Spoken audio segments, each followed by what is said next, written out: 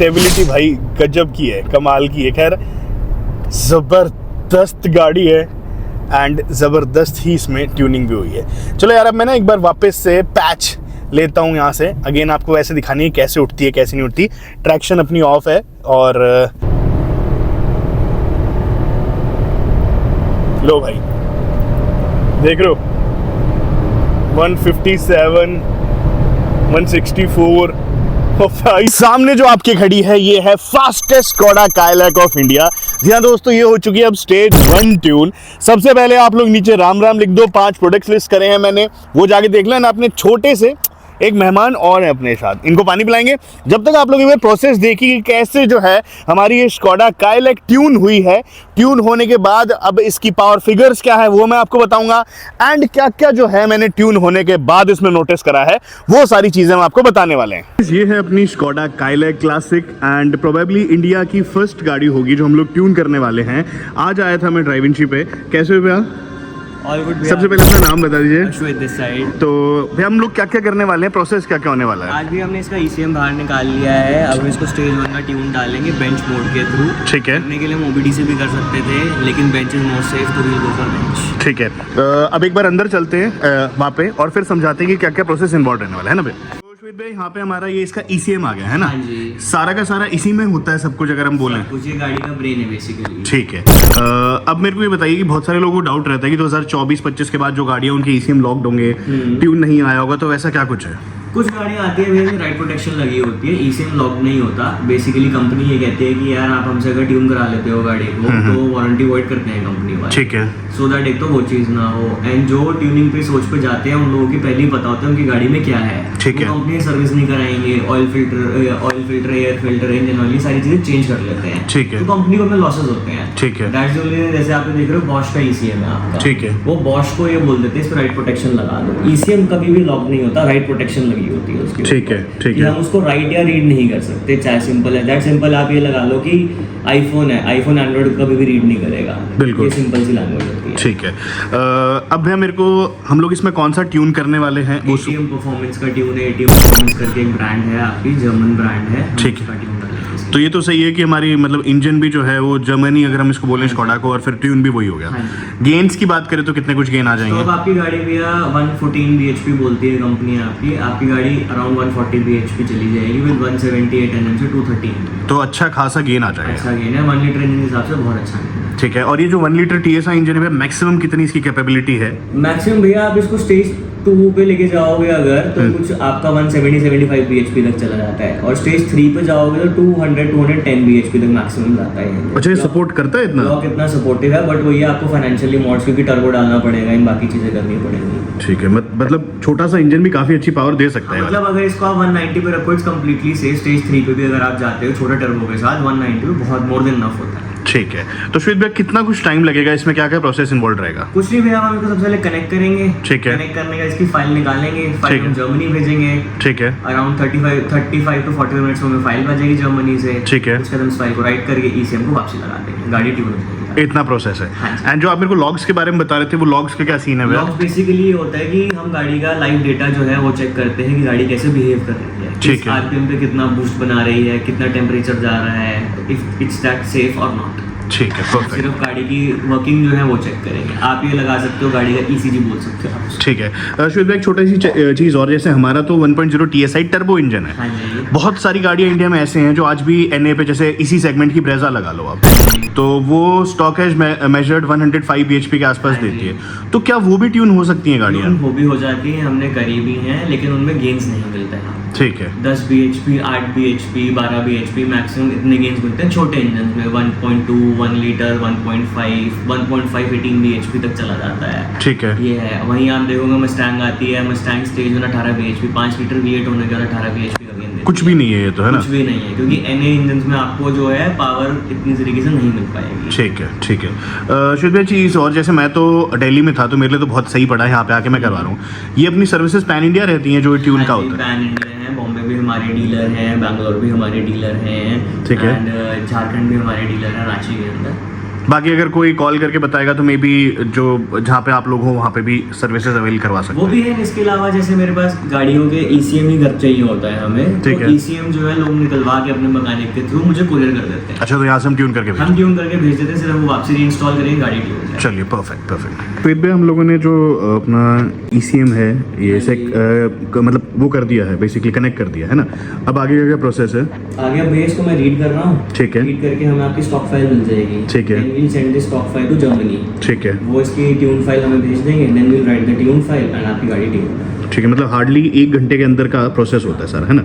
और फिर वो कुछ कार्स टू कार्स भी डिपेंड करता है कि इनकेस पहले से हमारे पास उसका मैप हो तो वैसा टाइप में। मैप तो मोस्टली हर गाड़ी का ही होता है हमारे पास, लेकिन होता क्या है कि हर गाड़ी के जो फाइल होती है वो उस गाड़ी के चेसिस नंबर, ECM के नंबर, इन सब पे ब्लॉक्ड होती है। ठीक है। तो हमें उसी फाइल के अंदर चेंजेस करने पड़ेंगे। ठीक है। दैट द रीजन कि हमें हर फाइल चाहिए, तो हमें तो सीधा क्या है, हम तो सीधी स्टॉक फाइल में अब तो फाइल की लिस्ट बना के रखूंगा, एलईडी कॉपी पेस्ट। ये बात भी है, ये बताइए। और भैया किसी किसी को ना डर ये रहता है मन में कि यार कल को मेरी गाड़ी में कुछ वारंटी का इशू आ गया, तो हम क्या इसकी जो स्टॉक फाइल होते हैं उसका बैकअप रखते हैं हमेशा? स्टॉक फाइल का बैकअप हमेशा रहता है। जैसे आपकी गाड़ी वारंटी में है, ठीक है। यू वांट कि आपकी गाड़ी जब सर्विस पे जा रही है, they don't get to know कि गाड़ी में हमने ट्यून किया हुआ है, आप मुझे गाड़ी वापसी भेज दो, मैं गाड़ी आपकी बैक पे स्टॉक कर दूंगा। ठीक है। आप गाड़ी जो है उसके बाद कंपनी से सर्विस करा लो। ठीक है। सिंपली आज तक भी गाड़ी का सॉफ्टवेयर अपडेट ना करें वो लोग, कोई अगर ECM का फॉर्मवेयर अपडेट है। ठीक है, ठीक अगर आप ECM का फॉर्मवेयर अपडेट कराओगे तो हमें फाइल दोबारा मंगानी पड़ेगी, उसके लिए चार्जेस फिर से लग जाते हैं। ठीक है। ठीक सेम फाइल में आपकी ट्यून फाइल वापसी डाल दूंगा, आपकी गाड़ी फिर से ट्यून हो जाएगी।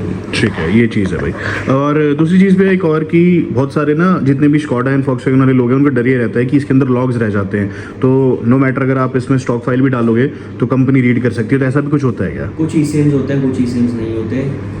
बेसिकली इन ECMs के अंदर राइट हिस्ट्री होती है, तो राइट हिस्ट्री होगी तो उनको पता लग जाएगा आपने करी थी। ठीक है। लेकिन आप उनको ये बोल सकते हो हमने तो गाड़ी कभी कुछ करी नहीं, करंट की तो स्टॉक पे है। ठीक है। और वो इश्यूज भी तब अराइज होते हैं कि फॉर इंस्टेंस आपकी गाड़ी में वारंटी के अंदर इशू आता है, आपके एक्सल के अंदर या किसी और चीज़ के अंदर, उसका ECM से कोई लेना देना ही नहीं है। बिल्कुल बिल्कुल। तब वो बहाना ढूंढ रहे हैं कि यार आपका ECM ट्यून्ड है, ये तो है। तब आप बोल सकते हैं। ठीक है, ठीक है। फाइनली यहाँ पे अपनी जो फाइल है वो आ चुकी है ना श्वेत भाई, ऐसा ही हुआ है ना? हाँ जी। अपनी फाइल आ चुकी है। अब हम प्रोसेस क्या कर रहे हैं नेक्स्ट? हम उस फाइल को आपके ECM में राइट कर रहे हैं। ECM में राइट हो रहा हाँ है जी। बेसिकली। तो गाइस आप चेकआउट कर सकते हो। मैं फाइल को ज़्यादा, इसमें कुछ है ऐसा जो छुपाने वाला है? कुछ भी नहीं। नहीं, तो गाइस आप लोग देख भी सकते हो यहाँ से। खैर ये फाइल है एंड यहाँ से अपना जो ऑटो ट्यूनर है ये कनेक्ट हो चुका है हमारे ECM के साथ। श्वेत भैया मेरे हिसाब से फाइल आने में ही टाइम लगता है थोड़ा सा, जितना भी है, बाकी राइटिंग में उसमें उतना इतना नहीं है ना? नहीं, मैक्सिमम कोई ECM अगर कोई ओल्ड ECM भी है तो मैक्सिमम 5 मिनट्स। 5 मिनट्स का होता है। ठीक है, ठीक है। तो कैसे यहाँ से अपना ECM जो है वो भी फिट हो चुका है। तो कुल मिला के अपनी जो गाड़ी है फाइनली वो ट्यून हो चुकी है। अब एक बार चलते हैं इसकी टेस्ट ड्राइव पे और देखते हैं कितना कुछ गेन जो है गाड़ी में आया है। ये ट्यून के बाद जो है अपना पहला स्टार्ट है यहाँ पे, और एक बार कोल्ड स्टार्ट करा है। वैसे तो श्वेत में हम लोगों ने 2-3 बार क्या अपना ECM रीसेट करा था। इग्निशन ऑन ऑफ करें, इग्निशन साइकिल चेंज करते हैं। ठीक है। हमने उसको नया एजुकेशन दिया है तो नया एजुकेशन गाड़ी रीड कर लेगी। ठीक है, ठीक है। एनीवेज यहाँ से जो है अब अपना कोल्ड स्टार्ट मेरे हिसाब से हो गया है ना? कोल्ड स्टार्ट हो गया। अब एक बार चलते हैं इसके लॉग्स देखने। लॉग्स से क्या रहेगा अपना श्वेत भैया? लॉग में बेसिकली हम ये चेक करते हैं कि गाड़ी को जैसे ट्यून के हिसाब से परफॉर्म करना चाहिए वैसा ही कर रही है या नहीं कर रही है, कि कुछ ओवर तो नहीं हो रहा है या कुछ ओवर है, कुछ लो है, जैसा हमने सेट किया वैसे ही है गाड़ी। ठीक है श्वेत भैया। जब हम फाइनली जा रहे हैं अपनी गाड़ी को टेस्ट करने कि कैसा कुछ है जो कैसा कुछ नहीं है, और यहाँ से वापस अपनी सारी डिवाइसेस आ गई हैं सो दैट लॉग्स जो हैं वो एक बार रीड हो पाए। चलिए श्वेत भैया। हाँ जी। हम ना एक ऐसा रास्ता ढूंढ रहे हैं क्योंकि अभी दिल्ली में ट्रैफिक का टाइम है, तो एक ऐसा रास्ता ढूंढ रहे हैं जहाँ पे हम लोग लॉग्स निकाल पाएँ इसके। श्वेत भैया कौन सा गियर हमें मतलब मेन देखना है? बेसिक थर्ड गियर का पुल चेक करना होता है। ठीक है, थर्ड गियर पे एक बार फुल स्पीड पे लेके जाएंगे। हाँ, मतलब हम RPM जितनी ले जा सकते हैं, 4000, 5000, 4500, जितना मैक्सिमम ले जा सकते हैं। यहाँ से देखो भी अपना ऑटो ट्यूनर कनेक्टेड है पूरा OBD स्कैनर तक थ्रू है, और आज आप पहली बार देख रहे हो इतनी डिटेल्ड में वीडियो जिसमें हम सारी चीज़ समझा रहे हैं। चलिए श्वेत भैया। हाँ, एक सेकंड। अच्छा, कोई दिक्कत नहीं। यहाँ से देखो भी कनेक्ट हो रहा है अपना भी। हाँ, ये देखो आपके लाइव रिकॉर्ड ये सारा का सारा अपना लाइव रिकॉर्ड्स है जितना भी है। अगर देखो मैं थोड़ा सा भी अगर ये पुल करता हूँ तो ये अपने RPM और ये भी जो है चेंज होने लग रहे हैं। ठीक है, चलते हैं चेक करने की गाड़ी की परफॉर्मेंस कैसी है कैसी नहीं है। ट्यूनिंग के बाद ये है एकदम खाली हाईवे है, अभी चालू भी नहीं हुआ है, तो आई होप कि आप लोग ये नहीं बोलेंगे कि भाई जो गाड़ी है उसको तू कहाँ भगा रहा है क्या नहीं भगा रहा। चेक करिएगा कि 100 कितनी देर में पहुंच रही है। भाई सडन एक्सेलेरेशन है इस गाड़ी का।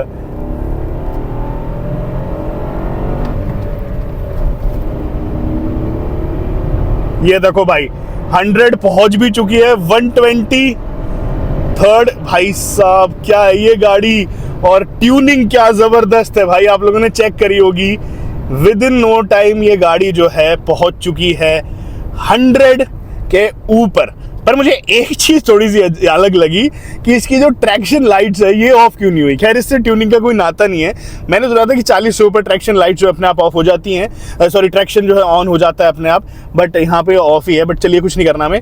आई होप कि आप लोगों को पता चला होगा, बट एक बार और हम लोग लेते हैं। देखिए गाइस गाड़ी है अभी अपनी 4th गियर में, ठीक है। यहाँ पे आरपीएम अगर आपके 2000 से ऊपर है, टर्बो ऑब्वियस सी बात है एक्टिवेटेड है, तो आप सिंपल सा पंजा रखोगे ना, गाड़ी अगेन स्पीड पकड़ लेगी।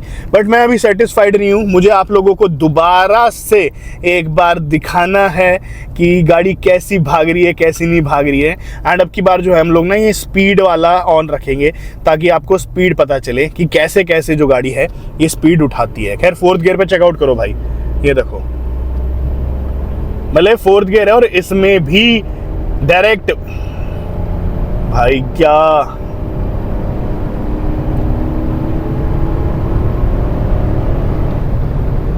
चेक कर रहे हो भाई। और वैसे गाड़ी की स्टेबिलिटी भाई गजब की है, कमाल की है। खैर जबरदस्त गाड़ी है एंड जबरदस्त ही इसमें ट्यूनिंग भी हुई है। चलो यार अब मैं ना एक बार वापस से पैच लेता हूँ यहाँ से, अगेन आपको वैसे दिखानी है कैसे उठती है कैसे नहीं उठती।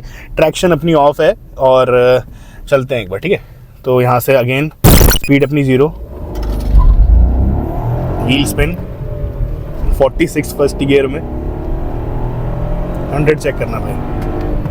मैं आरपीएम ज़्यादा नहीं लेके जा रहा, मतलब 6000 के आसपास जा तो रही है, पर ठीक है। 3rd गियर पे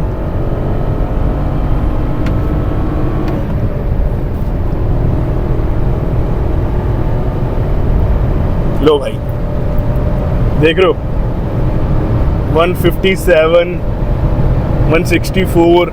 ओ भाई साहब क्या चीज। और 5th गियर तो लगाया भी नहीं, 4th गियर में ही ये गाड़ी जो है इसने कमाल कर दिया। एक खरगोश बैठे हैं छोटे से, ये देखो। अरे मेरी गाड़ी के आगे मत, अरे वो देखो भाग गया, चलो सही है, सेफ है।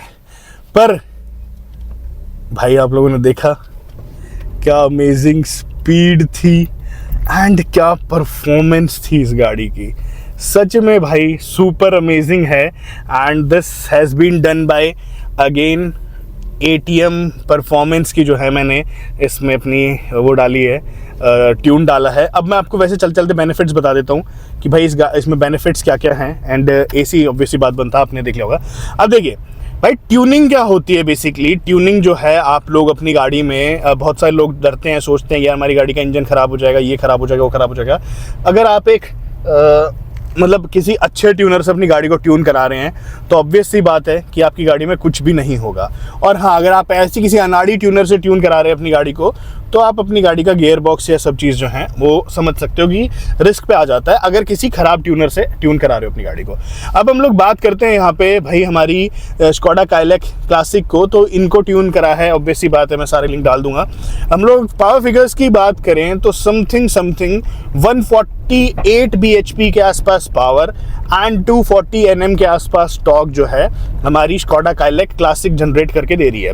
और अगर इधर हम बात करें तो इसकी स्टॉक जो थी, स्टॉक एज मेजर्ड नहीं स्टॉक एज क्लेम्ड, वो थी 116 bhp एंड एज मेजर्ड बात करें तो वो 113 के आसपास आती होगी। और अगर हम टॉर्क की बात करें तो टॉर्क जो था अपना वो था अराउंड 174 के आसपास एज क्लेम्ड। बट अब 240 एंड 148 150 bhp पावर, भाई ये TSI इंजन और भी ज़्यादा चीज़ के कैपेबल है and it is super amazing engine and super amazing car. और माइलेज देखते कितनी ड्रॉप हुई है वैसे हमारी। देखो इतना, देखो यहाँ अपना जो ऑयल टेम्परेचर है 99 गया, क्योंकि 170 पे भाई मैं गाड़ी भगा रहा हूँ, समझ रहे हो, तो ये तो जाएगा ही। और हाँ, अगर इकोनॉमी की बात करें तो 16.4 की दे रही है। अब मैं आपको ट्यूनिंग के बारे में समझा रहा था कि देखो ट्यूनिंग जो है अगर आप उसको भगाओगे, ऑब्वियस सी बात है अब ये गाड़ी और ज़्यादा पावर जनरेट कर रही है तो और ज़्यादा तेज ये उठेगी एंड सारी चीज़ होगी।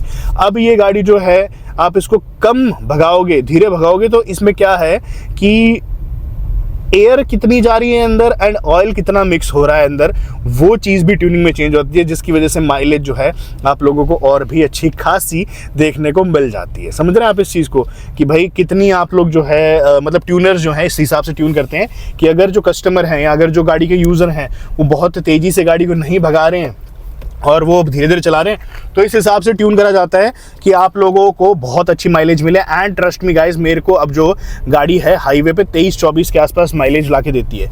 कुछ तो कमाल अपना इसका भी, ये जो ये लगा हुआ है अपना ये इको मोड और ये जो अपने आकाश में लगाया था, बट ट्यूनिंग के बाद मैंने एक सिग्निफिकेंट डिफरेंस जो है वो महसूस करा है अपनी स्कोडा काइलैक क्लासिक में। एंड ट्रस्ट मी गाइस, आप लोग भी अगर ट्यूनिंग कराते हो तो भाई ये इतनी ज़्यादा बवाल चीज़ है जिसकी वजह से अगर आपका इंजन कैपेबल है तो आप लोगों को ट्यूनिंग पर 100% जाना चाहिए। मैंने तो आप लोगों को लाइव ही दिखा दिया अपनी गाड़ी 177 कैसे एकदम भाई एकदम पूछा भी नहीं इस गाड़ी ने, और फिर इतना कंफर्टेबल जिसकी कोई हद नहीं। ये आप लोगों के ऊपर है कि कब आप लोगों को भगाना है, कब आप लोगों को नहीं भगाना, दैट्स टोटली अपॉन यू।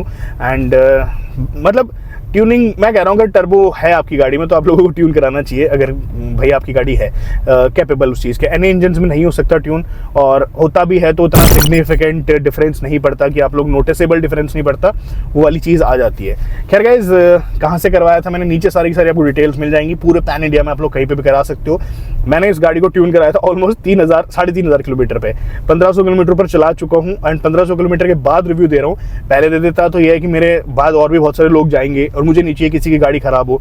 मैंने अपना गाड़ी पे पूरा एक्सपेरिमेंट करा, सब कुछ करा, और उसके बाद जो है बहुत ज़्यादा ज़बरदस्त ये ट्यून आया है। तो भाई आप लोग लिख के बताओ आप लोगों को कैसा लगा अपना ये परफॉर्मेंस। भाई मिनटों से पहले जो है गाड़ी ज़बरदस्त भाग गई एकदम, ठीक है। तो सारी की सारी चीज़ तो आप लोगों ने देख ही ली होंगी, प्रोसेस एंड क्या कुछ नहीं। Fastest Skoda Kylaq of India claim कर लेते हैं हम इसे। और कैसी लगी आप लोगों को आज की वीडियो लिख के बताएगा, बाकी मिलूँ। तो श्वेत भैया, हम लोग गाड़ी को टेस्ट भी कराए एंड पर्सनल लेवल पे मैं बोलूँ तो मेरी जो एक्सपेक्टेशंस थी उससे काफ़ी ज़्यादा सही हुआ है ना। श्वेत भैया, मेरे को ना 2-3 चीज़ें बता दो कि जैसे हमने स्टार्टिंग में बता दिया था कि इसमें ATM का अपना परफॉर्मेंस का मैप डाला है। तो ATM क्या मतलब बेसिकली इसकी बैकग्राउंड या ओरिजिन बताओ मेरे को एक बार। जर्मनी की कंपनी है भैया, परफॉर्मेंस मैप्स जो है वो लोग डिजाइन करते हैं, वो लोग बनाते हैं, ठीक है। ऑलमोस्ट सारी गाड़ियों के लिए आते हैं, ठीक है। किसी भी कार में आप डाल सकते हैं। एवरेज का हमने स्टार्टिंग में नहीं बताया था, फ्यूल इकोनॉमी का, तो लोगों को सबसे ज़्यादा डर यही रहता है भाई फ्यूल इकोनॉमी, ट्यूनिंग मतलब फ्यूल इकोनॉमी खत्म, तो वो डाउट क्लियर करो एक बार। देखो स्टेज 1 पे अगर आप पेट्रोल गाड़ी, टर्बो गाड़ी है, डीजल गाड़ी, टर्बो गाड़ी है, वो आपकी इकोनॉमी बढ़ेगी ही बढ़ेगी। स्टेज 1 पे अपनी टर्बो कार है, ठीक है, बढ़ेगी। ठीक है। स्टेज 2 पे सिमिलर रहती है, अगर आप गाड़ी को पुश करोगे तो इकोनॉमी ड्रॉप होगी, लेकिन स्टॉक जितनी ही रहेगी, ऐसा नहीं है कि बहुत ज़्यादा ड्रॉप करेगी, ठीक है। एंड अगर कोई MA कार है तो वो सिमिलर है, उसमें गेन बहुत कम है, ठीक है। मैं मानता हूँ अगर ये गाड़ी 12 की एवरेज दे रही है MA आपको, वो 12.5 दे देगी, 12.3 दे देगी, 12.5 दे देगी, 12.6 दे देगी, ठीक है। उससे ज़्यादा नहीं देगी, ठीक है। पेट्रोल के अंदर तो 2 to 3 किलोमीटर की एवरेज यूजुअली बढ़ जाती है स्टेज 1 पे, अगर पेट्रोल टर्बो कार है। ठीक है, ठीक है। श्वेत भैया, ट्यून कराने के बाद कौन सा फ्यूल डलवाना चाहिए, ये सारी चीज़ें, क्योंकि मेरे हिसाब से फ्यूल एक बहुत इंपॉर्टेंट फैक्टर होता है। फ्यूल कुछ गाड़ियों में मैप्स जो होते हैं स्पेसिफिकली 95 रिकमेंडेड हम डालते हैं, कुछ में 98 भी डालते हैं, लेकिन वो स्टेज 2 पे चले जाते हैं। स्टेज 1 पे जो कंपनी स्पेसिफाइड फ्यूल है आपका वही डालोगे, अगर 88 है, 90 है, 95 है तो आप वही डालोगे, वो हर गाड़ी की फ्यूल रेट पे लिखा होता है क्या है। अगर कोई स्पेसिफिक हम ऐसा मैप डाल रहे हैं जो अपडेट मांगता है वो हम आपको बताएंगे। आपकी गाड़ी पे नॉर्मल आप ऑलरेडी डलवाइए, कोई दिक्कत नहीं है, 95 डलवाओगे और बेटर। ठीक है, तो एज सच कोई रिस्ट्रिक्शन नहीं है कि कहीं अगर हमने 91 ऑक्टेन वाला डलवा लिया तो ख़राब हो जाएगा, वैसा कुछ वो वाली चीज़ें। श्वेत भैया, कहाँ पे आना पड़ेगा अगर हमें ट्यून कराना है अपनी गाड़ी को? तो हलवल दिल्ली NCR इस तरफ की बात करें तो दिल्ली NCR में मेरा स्टूडियो भी है, सेक्टर 11 रोहिणी के अंदर है, आप यहाँ पे आइए, आपकी गाड़ी ट्यून हो सकती है। स्पेसिफिकली अगर दिल्ली से बाहर की बात है तो आप मुझे कोरियर कर दीजिए अपने ECMs में, तब भी कर दूँ गाड़ी। ठीक है, थैंक यू सर।